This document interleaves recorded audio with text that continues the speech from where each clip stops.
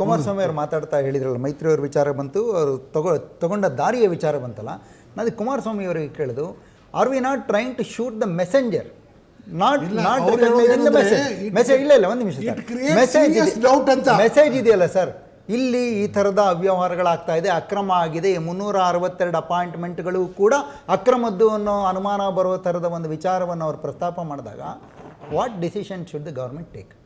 ನೋಡಿ, ಇವತ್ತಾಗಿದ್ದರೆ ಪೊಲೀಸ್ ಯಾಕೆ ಇಟ್ಕೊಂಡಿದ್ದೀರಿ ವ್ಯವಸ್ಥೆನ, ಲೋಕಾಯುಕ್ತ ಯಾಕೆ ಇಟ್ಕೊಂಡಿದ್ದೀರಿ? ಮುಚ್ಚಿಬಿಡಿ ಅವನ್ನೂ. ಪೊಲೀಸ್ ಇಲಾಖೆ ಯಾಕೆ ಬೇಕು ಮತ್ತಾಗಿದ್ದರೆ?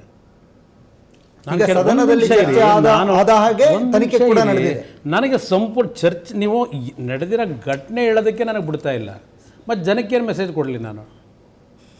ನಾನು ಇವತ್ತಿನ ಪರಿಸ್ಥಿತಿ ನೋಡೇನೆ ರಾಜಕೀಯದಿಂದ ನಾನೇ ವಾಪಸ್ ಹೋಗಬೇಕು ಅನ್ನೋ ತೀರ್ಮಾನಕ್ಕೆ ಬಂದಿರೋನಾಗಲೇ.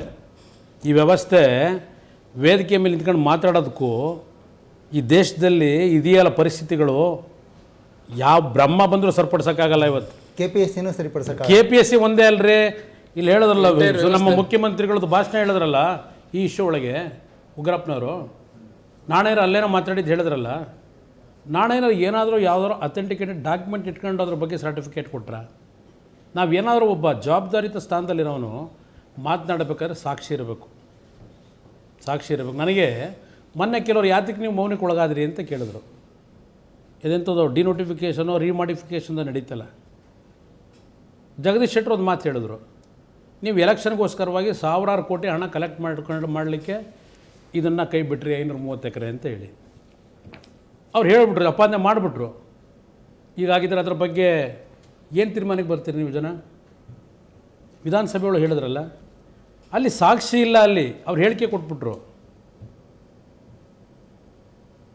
ಇಲ್ಲಿ ಪ್ರಶ್ನೆ ಅವ್ರು CBI ಕೊಡಿ ಅಂತಾರೆ, ಇವರು ಜುಡಿಷಿಯರಿ ಎನ್ಕ್ವೈರಿ ಮಾಡ್ತೀವಿ ಅಂತಾರೆ. ಅಲ್ಲಿ ಹಣದ ವ್ಯವಹಾರ ನಡೆದಿದ್ದು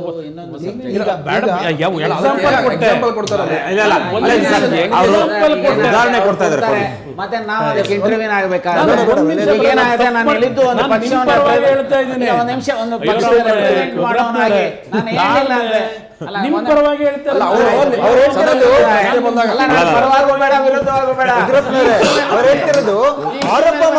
ಆರೋಪ ಮಾಡಿದ್ರೆ ಅದಕ್ಕೆ ದಾಖಲೆ ಇಲ್ಲ ಅಂತ ಕುಮಾರಸ್ವಾಮಿ ಅವರು ನಿಮ್ಮ ಪಕ್ಷದವರು ಪ್ರಶ್ನೆ ಮಾಡ್ತಾ ಇದ್ದಾರೆ.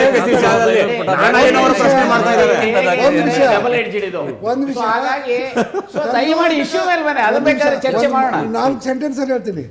ಕರ್ನಾಟಕ ಲೋಕಸಭಾ ಆಯೋಗದ ವಿಚಾರಗಳು ಸಾರ್ವಜನಿಕರಾಗಲಿ ಸಮಾಜವಾಗಲಿ ಸಹಿಸಲಾರದಷ್ಟು ಅಧಪತನಕ್ಕೆ ಹೋಗಿದಾವಂತಕ್ಕಂಥದ್ದು ಸತ್ಯ. ಎರಡನೇದು ಏನಪ್ಪ ಅಂತಂದರೆ, ಈ ವಿಷಯದಲ್ಲಿ ಕುಮಾರಿ ಮೈತ್ರಿ ಅವರು ಅಡ್ವೊಕೇಟ್ ಜನರಲ್ ಅವರಿಗೆ ದೂರು ಕೊಟ್ಟಿರೋದು ಭಾರೀ ಸಂಶಯಕ್ಕೆ ಅವಕಾಶ ಕೊಡ್ತದೆ. ಯಾಕಂದರೆ ಸಾಮಾನ್ಯ ಚಾನೆಲ್ಗಳಿದ್ದರೂ ಅವರು ಅಲ್ಲಿ ಹೋಗಿಲ್ಲ ಅಂತಕ್ಕಂಥದ್ದು. ಮೂರನೇದು, ಸರ್ಕಾರಕ್ಕೆ ಈಗ ಇಂಪ್ಲಿಸಿಟ್ ಪವರ್ ಇದೆ 323 ಸರ್. ಪ್ರಶ್ನೆ ನಾನು ಯಾಕೆ ಮಾತಾಡೋಕ್ಕೆ ಬಿಡುತ್ತಿಲ್ಲ ನನಗೆ ಯಾರು ತಾಳ್ಮೆ ಅಂದರೆ ಅದಕ್ಕೆ ಹೇಳಿದೆ, ಸ್ವಲ್ಪ ತಾಳ್ಮೆ ಅಂತ. ಆಮೇಲೆ ಉತ್ತರ ಅದಕ್ಕೆಲ್ಲ ಕೊಟ್ಟುಗಳೇ, ನಂದೇನಿಲ್ಲ. 24ನೇ ತಾರೀಕು 24/5/2013 ಇವರು ಇಂಟ್ರೂ ಮುಗಿಸಿದ್ದು 10/5/2013.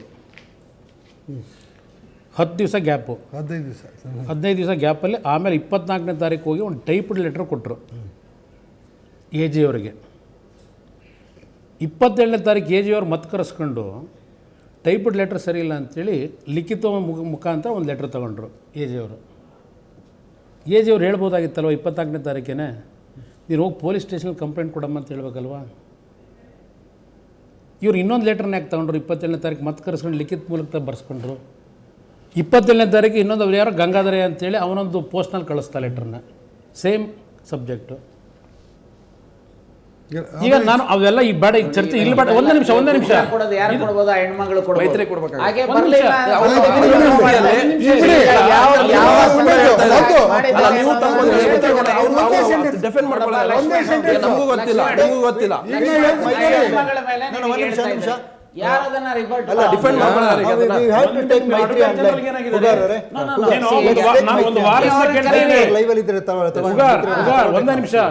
ಒಂದು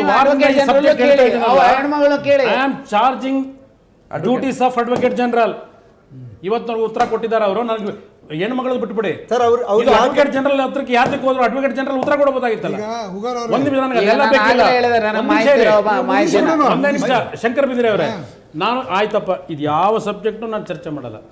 ಆಯ್ತು, ಯಾರು ಬೇಡ, ಎಲ್ಲರೂ ಒಳ್ಳೆಯವರವರು. ನಾನೇ ಇಲ್ಲಿ ಖಳನಾಯಕ. ಇವತ್ತು ಭ್ರಷ್ಟಾಚಾರದ ಪರವಾಗಿ ಮಾತಾಡ್ತಿದ್ದೀನಿ. ಇಲ್ಲಿ ಪ್ರಶ್ನೆ ಇವತ್ತು COD ರಿಪೋರ್ಟು ಕೊಟ್ಬಿಟ್ಟಿದ್ದಾರೆ. ಈಗ 15 ಇದು ಸೆಪ್ಟೆಂಬರ್ ತಿಂಗಳಲ್ಲ ಏನೋ ಕೊಟ್ಟರು 2013 ಇಂಟೀರಿಯರ್ ಆರ್ಡರ್ ಕೊಟ್ಟರು. ಬ್ರದರ್ ಹೇಳಿದಂಥ ರೀತಿಯಲ್ಲಿ ಈಗ 10,000 ಪೇಜಿಂದು ಕೊಟ್ಟಿದ್ದಾರೆ. ಈಗ ನಾನು ಹೇಳ್ತಕ್ಕಂಥದ್ದು ಈ ಒಂದು ಮಾಹಿತಿ ಕೊಟ್ಟ ಮೇಲೆ ಈ ಲಿಸ್ಟನ್ನು ಇವ್ರು ಹಾಗೆ ಇಟ್ಟಿದ್ರು ಏನು ಸಮಸ್ಯೆ ಇರಲಿಲ್ಲ. ಇವತ್ತು ರದ್ದು ಮಾಡೋ ಅವಶ್ಯಕತೆ ಇರಲಿಲ್ಲ. COD ಕೊಟ್ಟಂಥ ರಿಪೋರ್ಟ್ನ ಇವತ್ತು ಹೈಕೋರ್ಟಿಗೆ ತಗೊಂಡೋಗಿ ಇವತ್ತು ಅದು ಯಾರು ತಪ್ಪುಗಳು ಮಾಡಿದ್ದಾರೆ ಕೊಟ್ಟಿದ್ದಾರೆ. ಅದ್ರ ಮೇಲೆ ಇವತ್ತು ಅಲ್ಲಿ ವಾದಕ್ಕೆ ಅಲ್ಲಿ ಹೈಕೋರ್ಟಿಗೆ ಬಿಟ್ಬಿಟ್ಟಿದ್ರೆ ಈ ವಿಷಯನ ಸಮಸ್ಯೆನೇ ಇರ್ತಿರಲಿಲ್ಲ. ನಾನು ಇನ್ನೇನು ಚರ್ಚೆ ಮಾಡಲ್ಲ ನಿಮಗೀಗ, ಬೇಕಿಲ್ಲ ನನಗೆ ಯಾವುದು ಚರ್ಚೆ. ಇವತ್ತು ಇವತ್ತು COD ಕೊಟ್ಟಂಥ ವರದಿನ ಉತ್ತರ ಕೊಡ್ಬೇಕು ಸರ್. ಈ COD ಕೊಟ್ಟಂಥ ವರದಿನ ಕೊಟ್ಟೆಷ್ಟು ದಿವಸ ಆಯಿತು? ಈಗ ಫೈನಲ್ ವರದಿ ಮಾರ್ಚ್ ತಿಂಗಳಲ್ಲಿ ಕೊಟ್ಟಿರ್ಬೇಕು 2014. ನಂಗೆ ಗೊತ್ತಿಲ್ಲ ಫೈನಲ್ ವರದಿ ಯಾವ್ದು ಕೊಟ್ಟು ನಮ್ಮ ಕೈಗೆ ಸಿಕ್ಕಿಲ್ಲ. ಭಾಳ ಟ್ರೈ ಮಾಡ್ತಾ ಇದ್ವಿ, ಕೊಟ್ಟಿಲ್ಲ. ನಮ್ಮ ಕೈಗೆ ಕೊಡ್ತಾ ಇಲ್ಲ ಅವರು. ಬಟ್ ನನಗೆ ಗೊತ್ತಿಲ್ಲ. ಈಗೇನೋ ನಿನ್ನೆ ನಮ್ಮ ಕಾನೂನು ಸಚಿವರು ಈ 8 ಜನದ ಮೇಲೆ ಪುನಃ ಎನ್ಕ್ವೈರಿ ಮಾಡಿಸ್ತೀವಿ ಅಂತ ಹೇಳ್ಕೊಂಡವ್ರು. COD ಮಾಡ್ಬೇಕೀಗ ಅಲ್ಲಿ ಫೈನಲ್ ವರದಿ ಕೊಟ್ಟಿಲ್ವಾ ಅಂತ ನಮ್ಗೆ ಅದೊಂದು ಡೌಟು. ನೀವು 10,000 ವರದಿ ಕೊಟ್ಬಿಟ್ಟವ್ರು ಅಂತ ನೀವು ಹೇಳ್ತಾ ಇದ್ದೀರಿ. ಅಲ್ಲ, ಪೇಪರ್ಗಳಲ್ಲಿ ಬಂದಿರೋದು ಸರ್ಕಾರ ಹೇಳ್ತಾ ಇರೋದು, ಸರ್ಕಾರ ಜಯಚಂದ್ರ ಅವ್ರು ಹೇಳ್ತಾ ಇರೋದು. ಜನರ ಮುಂದೆ ಬಹಳ ಒಳ್ಳೆಯ ಪ್ರಶ್ನೆಯನ್ನ ಕುಮಾರಸ್ವಾಮಿ ಅವರು ಕೇಳಿದ್ದಾರೆ ನಿಜಕ್ಕೂ sir. Because since it is a legal matter. ಹಾಗೆ ಲಿಸ್ಟನ್ನು ಇಟ್ಕೊಂಡಿದ್ರೆ ಆಗಿರೋದು ಅನ್ನುವಂಥದ್ದು ವಾದ. ಹೈಕೋರ್ಟೋ ಇನ್ನೊಬ್ಬರೋ ಇನ್ನೊಂದು ಕೋರ್ಟ್ ತೀರ್ಮಾನ ಮಾಡಿ ಈ ಮಧ್ಯೆ ನಡೆದಿರೋ ಘಟನಾವಳಿಗಳನ್ನು ನಾವು ಗಮನಿಸಬೇಕು. ಈ ಲಿಸ್ಟ್ ಸಬ್ಮಿಟ್ ಮಾಡಿದ ಮೇಲೆ ಆಕೆ KITಗೆ ಹೋಗಿದ್ದು. ಡಾಕ್ಟರ್ ಮೈತ್ರಿ ಅಪ್ಲಿಕೇಶನನ್ನು under section 19 of Karnataka administrative tribunal act ಕೆಳಗಡೆ ಹಾಕಿದರು. ಪ್ರಾರಂಭದ ಹಂತದಲ್ಲಿ ಆಕೆಯ ಪರವಾಗಿ ಈ ಲಿಸ್ಟಿಗೆ ಸ್ಟೇ ಮಾಡಿದ್ರು KITನವರು. ಸ್ಟೇ ಮಾಡಾದ ಮೇಲೆ ಅಂತಿಮವಾಗಿ ಎರಡೂ ಸೈಡು ಅಬ್ಜೆಕ್ಷನ್ಸ್ ಬಂದಾದ ಮೇಲೆ ಅದರಲ್ಲಿ ರಾಜ್ಯ ಸರ್ಕಾರ ಅವರ ಸ್ಟ್ಯಾಂಡು ಅಥವಾ ಅಬ್ಜೆಕ್ಷನ್ಸನ್ನು ಫೈಲ್ ಮಾಡಿಲ್ಲ. ಯಾರೀಗ ಈ 362 ಜನ ಯಾರಿದ್ದಾರೆ ಅವ್ರ ಪರವಾಗಿ ವೆಕೇಟಿಂಗ್ಗೆ ಹಾಕಿದ್ದಾರೆ. ಆ ವೆಕೇಟಿಂಗ್ ಹಾಕಿರೋ ಅಂಥದ್ರಲ್ಲಿ ವೆಕೇಟ್ ಮಾಡ್ತಾ ಆದೇಶವನ್ನು KIT ಮಾಡಿದ್ದಾರೆ. ಏನು ಮಾಡಿದ್ದಾರೆ ನೋಡಿ, rightly or wrongly there is a list submitted by the public service commission. So ಇದನ್ನು ಅಕ್ಸೆಪ್ಟ್ ಮಾಡ್ಕೊಳ್ತಕ್ಕಂಥ ಅಥವಾ ರಿಜೆಕ್ಟ್ ಮಾಡ್ತಕ್ಕಂಥ ಅಥವಾ ಸೆಗ್ರಿಗೇಟ್ ಮಾಡ್ತಕ್ಕಂಥ ಅಧಿಕಾರ ಇರುವಂಥದ್ದು ರಾಜ್ಯ ಸರ್ಕಾರಕ್ಕೆ. ಸೊ ಈ ಸ್ಟೇ ಕಂಟಿನ್ಯೂ ಮಾಡಿದ್ರೆ ಎಷ್ಟು ದಿವಸ ಕಂಟಿನ್ಯೂ ಮಾಡ್ತೀವೋ ಅಷ್ಟು ದಿವಸ ಅವರು ರಿಜೆಕ್ಟು ಮಾಡೋಕ್ಕಾಗೋದಿಲ್ಲ ಅಥವಾ ಅಕ್ಸೆಪ್ಟು ಮಾಡ್ಕೊಳ್ಳೋಕ್ಕಾಗೋದಿಲ್ಲ ಅಥವಾ ಸೆಗ್ರಿಗೇಟು ಮಾಡೋಕ್ಕಾಗೋದಿಲ್ಲ. ಸೊ ಅದಕ್ಕೋಸ್ಕರ ನಾನು ಈ ಟ್ರಿಬ್ಯುನಲ್ ಇಂಟ್ರೀಮ್ ಆರ್ಡರ್ನ ವೆಕೇಟ್ ಮಾಡ್ತೇವೆ. ರಾಜ್ಯ ಸರ್ಕಾರ ಅಕ್ಸೆಪ್ಟ್ ಮಾಡಿಕೊಳ್ಳುತ್ತೋ ರಿಜೆಕ್ಟ್ ಮಾಡುತ್ತೋ ಸೆಗ್ರಿಗೇಟ್ ಮಾಡುತ್ತೋ ultimately that will be the subject that will be the subject to the result of these petitions ಅಂತೇಳಿ ಆರ್ಡರ್ ಮಾಡಿದ್ದಾರೆ. ಸೊ ಆ ಹಿನ್ನೆಲೆಯಲ್ಲಿ KIT ಆದೇಶ ಇರ್ತಕ್ಕಂಥ ಹಿನ್ನೆಲೆಯಲ್ಲಿ ಸುಮ್ಮನೆ ಇರಲಿಕ್ಕೆ ರಾಜ್ಯ ಸರ್ಕಾರಕ್ಕೆ ಆಗಲಿಕ್ಕೆ ಸಾಧ್ಯನೇ ಇಲ್ಲ. ಹಾಗೆ ಸುಮ್ಮನೆ ಇದ್ದಿದ್ರೆ ಅದು ಕಂಟೆಂಪ್ಟ್ ಆಗ್ತಾ ಇತ್ತು. ಸೊ ಈ ಹಿನ್ನೆಲೆಯಲ್ಲಿ ಸರ್ಕಾರ ಇವತ್ತು ಆದೇಶ ಮಾಡಿದ್ದಾರೆ. ಸರ್ಕಾರಕ್ಕೆ ಲಿಸ್ಟ್ ರಿಜೆಕ್ಟ್ ಮಾಡಲಿಕ್ಕೆ ಅಧಿಕಾರದ ಏನೋದು ಇಂಪ್ಲಿಸಿಟ್ ಇದೆ. ರಿಜೆಕ್ಟ್ ಮಾಡ್ಯಾರ. ನಾನು ಈಗ ಕೇಳ್ತೀನಿ, ಕನಿಷ್ಠ ಪಕ್ಷ ಯಾರು ಪ್ರಾಮಾಣಿಕವಾಗಿ ಆಯ್ಕೆ ಆದಾರೆ ಶಂಕರ ಅವರ ಹಿತದೃಷ್ಟಿಯಿಂದ ಬೇಗನೆ ಮ್ಯಾಟ್ರನ್ನು ಹೈಕೋರ್ಟಿಗೆ ತಗೊಂಡೋಗಿ ಬೇಗನೆ ಡೇ ಟು ಡೇ ಹಿಯರಿಂಗ್ ಮಾಡಬೇಕು ಅಂತ ಸರ್ಕಾರನೂ ಹೋಗಕ್ಕೆ ತಯಾರಾಗಿಲ್ಲ ಹೈಕೋರ್ಟ್ಗೆ. ಒಂದು ಸ್ಮಾಲ್ ಒಂದೇ ನಿಮಿಷ ಬರದ ಹೋಗ್ಲಿ. ಆ ಹೈಕೋರ್ಟ್ಗೆ ಹೋಗಕ್ಕೆ ಹುಡುಗರಿಗಾದ್ರೂ ಇವ್ರ ಜೀವನಾದ್ರೂ ಇಶ್ಯೂ ಮಾಡಿ ಮನೆ ಕ್ಯಾಬಿನೆಟ್ ತಗೊಂಡಿದಾರಲ್ಲ, ಬೇಗ ಜೀವ ಇಶ್ಯೂ ಮಾಡಲಿ. ಅದನ್ನಾದ್ರೂ ಕೊಡಬೇಕೋ ಬೇಡವೋ? ಈಗ ಹೈಕೋರ್ಟ್ಗೆ ಹೋಗಕ್ಕೆ ಹುಡುಗರಿಗೆ 372 ಈಗ ಒಂದು ಅವರಿಗೆ ಉತ್ತರ ಕೊಡೋದಕ್ಕೂ ಸುಲಭ. ಉತ್ತರ ಮಾಡೋ ಪ್ರಶ್ನೆ ಏನು ಕೇಳಿಲ್ಲ. ಈಗ ನಾನು ಮುಂದೆ ಇರ್ತಕ್ಕಂಥ ಪ್ರಶ್ನೆ ಏನಿದೆ, ಸರ್ಕಾರಕ್ಕೆ ಅಧಿಕಾರ ಇದೆ, ರಿಜೆಕ್ಟ್ ಮಾಡಿದ್ದಾರೆ, ಸಂತೋಷ. ನನ್ನ ಪ್ರಕಾರ ಕನಿಷ್ಠ 50, 60, 100 ಜನ ಆದರೂ ಪ್ರಾಮಾಣಿಕರಿದ್ದಾರೆ. ಈಗ ನಾನು ಸರ್ಕಾರ ಈಗ ಗೆಜೆಟ್ ನೋಟಿಫಿಕೇಶನ್ ಇಶ್ಯೂ ಮಾಡಲಿ, ಬೇಗನೆ ಹೈಕೋರ್ಟ್ ಮುಂದೆ ವಿಷಯ ಹೋಗಲಿ, ಸರ್ಕಾರದವರು ಒಂದು ಸ್ಪೆಷಲ್ ಅಪ್ಲಿಕೇಶನ್ ಅಡ್ವೊಕೇಟ್ ಜನರಲ್ ಮೂಲಕ ಮೂವ್ ಮಾಡಿ ಸಾಧ್ಯ ಆದಷ್ಟು ಒಂದು 2-3 ತಿಂಗಳಲ್ಲಿ ಈ ವಿಷಯವನ್ನು ಇತ್ಯರ್ಥ ಮಾಡಲಿಕ್ಕೆ ಹೈಕೋರ್ಟಿಗೆ ಕೇಳ್ಕೊಳ್ಳಿ. ಇನ್ನು ಮುಂದೆ ಇದು ಈ ವಿಷಯದ ಬಗ್ಗೆ ಆಯಿತು. ದಯವಿಟ್ಟು ಈಗ ಇದಕ್ಕೆ ಇಷ್ಟೊಂದು ನಮ್ಮ ರಾಜ್ಯಕ್ಕೆ ಕಲಂಕ ತರಲಿಕ್ಕೆ ಜವಾಬ್ದಾರ ಆಗಿರ್ತಕ್ಕಂಥ ಮೆಂಬರ್ಗಳ ಮೇಲೆ ಏನೂ ಬೇಡ. You being appointed to a responsible post, you have brought ignominy and bad reputation to a august constitutional institution ಅಂತ ಇಷ್ಟೇ ಗ್ರೌಂಡ್ ಮೇಲೆ ಇಂಪೀಚ್ಮೆಂಟ್ ಮಾಡಲಿ. ಮುಂದೆ ಮಾಡೋದು ಮಾತ್ರ ಈಗ ಯಾರೋ ನನಗೆ ಭಯ ಆಗ್ಬಿಡ್ತು, ಹಾಕಿ ರೆಡಿ ಆಗಿ ಕೂತಾನಂತ ಚೇರ್ಮನ್ ಅದಕ್ಕೆ. ಹೌದು ಹೌದು, ಕಾಂಗ್ರೆಸ್ನವ್ರು ರೆಡಿ ಆಗಿದ್ದಾರೆ.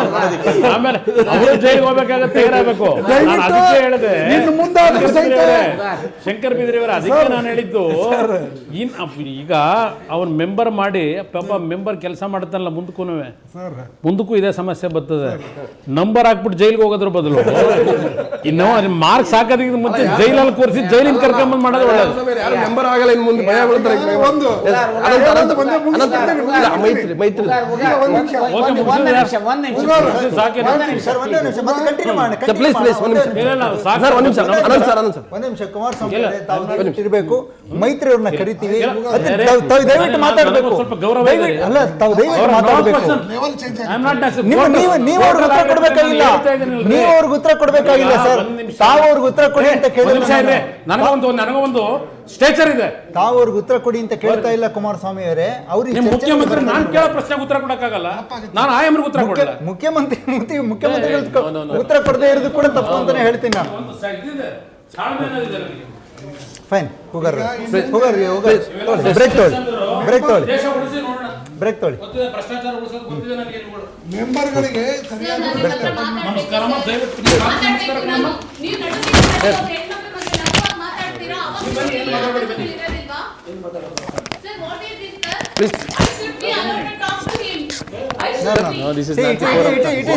It is mutual consent. ಅವ್ರು ಒಪ್ಕೊಳ್ಳಿಲ್ಲ ಅಂತಂದ್ರೆ ಮಾಡೋಕ್ಕಾಗೋದಿಲ್ಲ. ಫೈನ್, ನಾವು ವಿ ರಿಕ್ವೆಸ್ಟೆಡ್ ಹಿಮ್. ಓಕೆ,